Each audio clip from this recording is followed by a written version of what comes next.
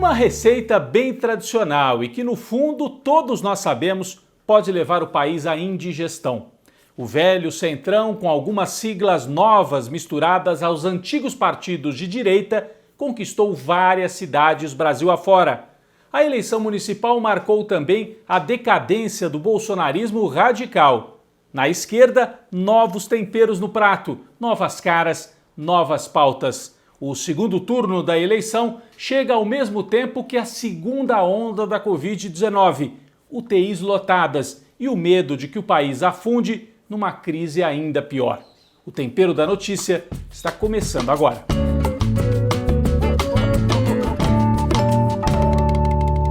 Bom, o grande acontecimento dessa semana que termina foi a eleição municipal em todo o Brasil e a grande marca da eleição, a derrota do bolsonarismo radical. Mas a gente tem que ter muito cuidado para não se iludir nesta análise. O bolsonarismo tem muitas facetas. O que perdeu foi aquele bolsonarismo mais estridente, barulhento, dos youtubers, aquela turma que nega a política, que dizia nós somos a nova política. Isso caiu, mingou em todo o Brasil. Alguns sinais de que o Bolsonaro também, a figura dele, está desgastada. Russomano em São Paulo usou Bolsonaro e não conseguiu chegar ao segundo turno. No Recife, delegada Patrícia, estridente, com aquela fala típica bolsonarista, ficou em quarto lugar. O Mendoncinha, também tentou usar a figura do Bolsonaro no Recife e não foi ao segundo turno. Em Porto Alegre, ninguém se apresentou para usar a figura do Bolsonaro, entre os candidatos importantes, pelo menos. Belo Horizonte, o Calil, prefeito que é de centro-direita, mas se opôs ao Bolsonaro na pandemia, fechou a cidade, foi muito responsável na questão de saúde, foi eleito em primeiro turno, o que mostra que esse blá blá blá do Bolsonaro, essa irresponsabilidade, não deu certo e ele saiu derrotado. Mais de 70 candidatos usaram o nome Bolsonaro na urna para tentar se eleger e só um de 70, só um foi eleito, o filho, Carlos Bolsonaro, no Rio de Janeiro, mesmo assim com uma votação bem inferior para vereador. A ex-mulher do Bolsonaro, mãe do Carlos, não foi eleita. Então mostra o desgaste do bolsonarismo. Alguns deputados, essas lideranças barulhentas também, a Carla Zambelli, por exemplo, aquela que ia para a Avenida Paulista, gritava contra a esquerda, colocou 3 parentes para serem candidatos em São Paulo, o irmão, o pai e a cunhada. Os 3 foram derrotados. Então isso mostra uma certa decadência. A Carla Zambelli foi para o Twitter e falou o que aconteceu com os conservadores, onde nós erramos, ou será que houve uma fraude? Choramingou. Vários deles reconheceram essa derrota. Bom, isso de um lado. De outro lado, na esquerda, aí o balanço é um pouco mais complicado. A esquerda não colheu uma vitória no primeiro turno. Vamos ver o que acontece no segundo turno ainda. O primeiro turno, em número de prefeituras, caiu. Inclusive o PT e os outros partidos de esquerda e centro-esquerda também. O PT aumentou um pouco a quantidade de votos recebidos. Por quê? Porque o PT diminuiu o número de prefeituras, mas se posicionou um pouco melhor em cidades de médio e de grande porte. Foi para o segundo turno em 2 capitais, Recife e Vitória. Então isso foi um ganho. E foi um ganho também a possibilidade de estabelecer frentes. Porto Alegre já no primeiro turno, Belém também já no primeiro turno, Porto Alegre com o PCdoB na cabeça de chapa, em Belém com o PSOL, em outras capitais isso também ocorreu. E no segundo turno essa frente se espalha. Os partidos que tiveram candidatos, uns vão apoiar os outros. Em Fortaleza, os partidos de esquerda vão apoiar o candidato do PDT. A gente viu isso também em Porto Alegre. E em São Paulo, o Boulos, do PSOL, vai ter o apoio de PT, PCdoB, PDT. Então é uma frente de esquerda que vai se formando, é um ganho para a esquerda, porque mostra a possibilidade de estabelecer uma frente em 2022 e renovou as caras. Boulos, Manuela, Marília Reis no Recife, todos jovens, caras novas que significam renovação da esquerda. Renovação também nas câmaras municipais, muito interessante o resultado. Vários coletivos de periferia, coletivos de negros, antirracistas, coletivos LGBTs e também candidaturas avulsas. Curitiba elegeu pela primeira vez vereadores negros, um homem e uma mulher, pela primeira vez na história, trans em várias partes do Brasil também eleitos. Então essa renovação em Salvador, a neta do Marighella, Maria Marighella, eleita pelo PT. Isso mostra uma oxigenação nos partidos de esquerda. Mas a direita tradicional, esta sim, foi a grande vitoriosa da eleição. Só que nós temos nuances, né? O PSDB perdeu em número de prefeituras, se tornou ainda mais um partido paulista, cada vez mais paulista. Quem saiu fortalecido? O DEM, do Eduardo Paes, no Rio de Janeiro, do Rodrigo Maia e do ACM Neto. Esses três lideranças muito importantes do DEM, que é o antigo PFL, e que ganha força na direita. E o Centrão, Partido Republicanos, o PSD e o PP, partido antigo, como se fosse uma nova arena, né, da época da ditadura militar, eles saem fortalecidos. É importante também a gente relativizar um pouco a eleição municipal. Quem entende de eleição diz que não necessariamente o que acontece na eleição municipal vai interferir de maneira total na próxima, na eleição nacional.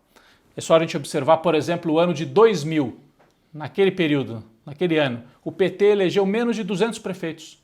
Os partidos conservadores, PSDB, o MDB, o PFL, elegeram 2.000 prefeitos, 10 vezes mais. E o Lula, 2 anos depois, virou presidente da República.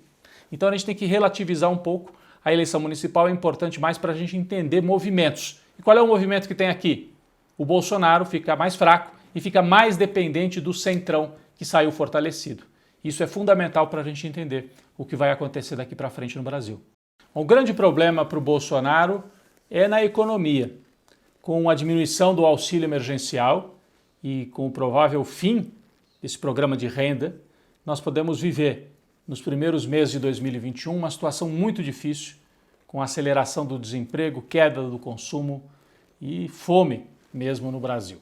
Então a pergunta que fica do ponto de vista da política é até onde que o Centrão vai querer se associar a um governo Bolsonaro desgastado politicamente. O Bolsonaro vai depender bastante do Centrão.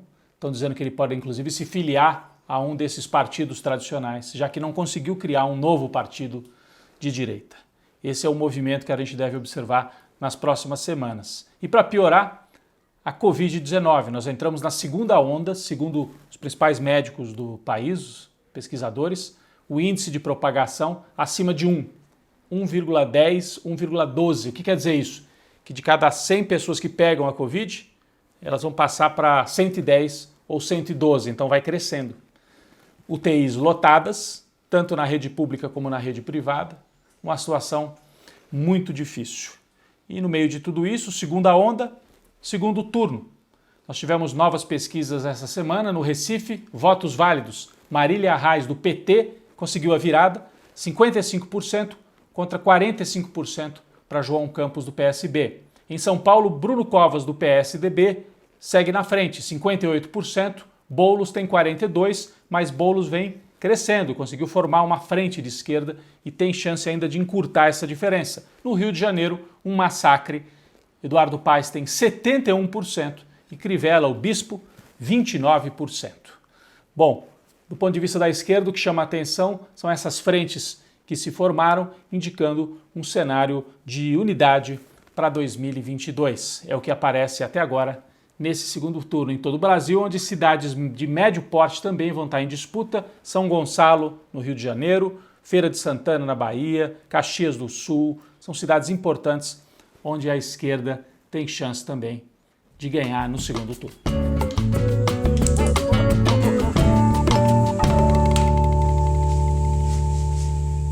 Bom, quem foi para a panela de pressão esta semana? Prefeito do Rio de Janeiro e candidato à reeleição, o bispo Marcelo Crivella, da Igreja Universal. Ele está indo muito mal na campanha, está sendo massacrado, né, pelas pesquisas eleitorais aí, e aí partiu para o desespero. O bispo Crivella gravou um vídeo com os apoiadores com palavras ofensivas contra o governador de São Paulo, que não tem nada a ver com a eleição lá no Rio. Olha só o que o Crivella disse na reunião com os apoiadores. Foi liberado e não foi paga as OS. É só esse de São Paulo. É do Dória. Viado. Vagabundo. Bom, ele teve que pedir desculpas depois disso, mas logo em seguida ofendeu de novo. Aí o Crivella ofendeu os partidos de esquerda, o PSOL. O Crivella disse que o PSOL é a favor da pedofilia. Olha a gravidade, olha só a gravidade. E o que faz um candidato em desespero. E ele se diz um homem de Deus, um homem da religião. A gente viu nas semanas anteriores aquela pastora Flor de Lis que dizia defender a família, acusada de mandar matar o marido. E o pastor Everaldo, que diz defender a moralidade pública, preso por corrupção. E agora o Crivella também tirou o véu, né? Tirou a máscara. Homem de Deus, com esse tipo de atitude lamentável, a melhor resposta vai vir nas urnas, com o Crivella provavelmente, muito provavelmente, sendo varrido no voto pelo povo do Rio de Janeiro.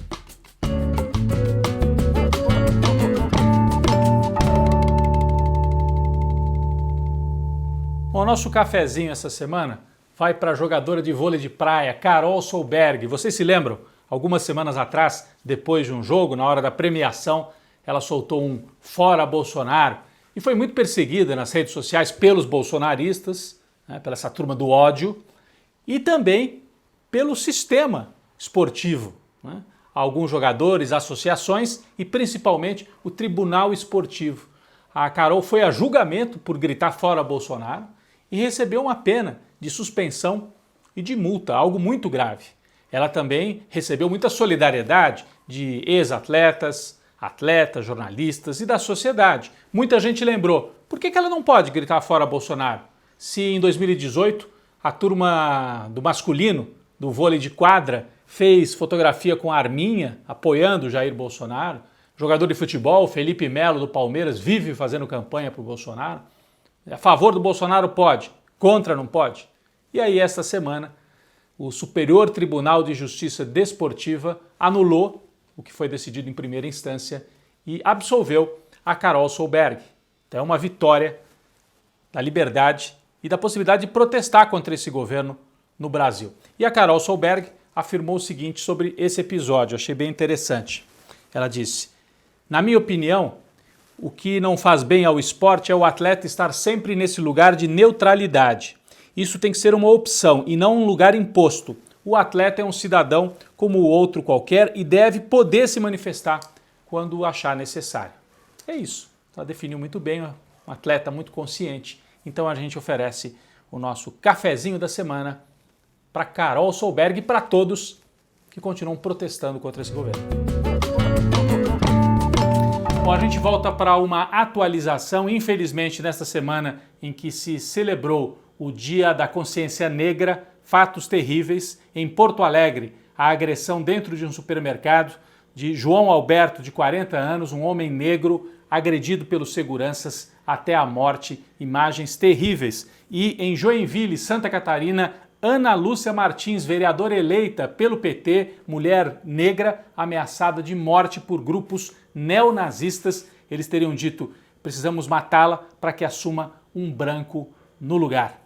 Na semana em que se celebra o Dia da Consciência Negra. E para completar, no interior do Pará, Leila Arruda, que foi candidata pelo PT no município de Curralinho, foi assassinada logo depois da eleição e o principal suspeito, o marido.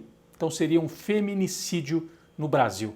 A gente disse que houve avanços nas câmaras municipais de mulheres, feministas, grupos antirracistas, negros, mas infelizmente essas são as notícias também no Brasil. Violência muito grande contra negros e mulheres.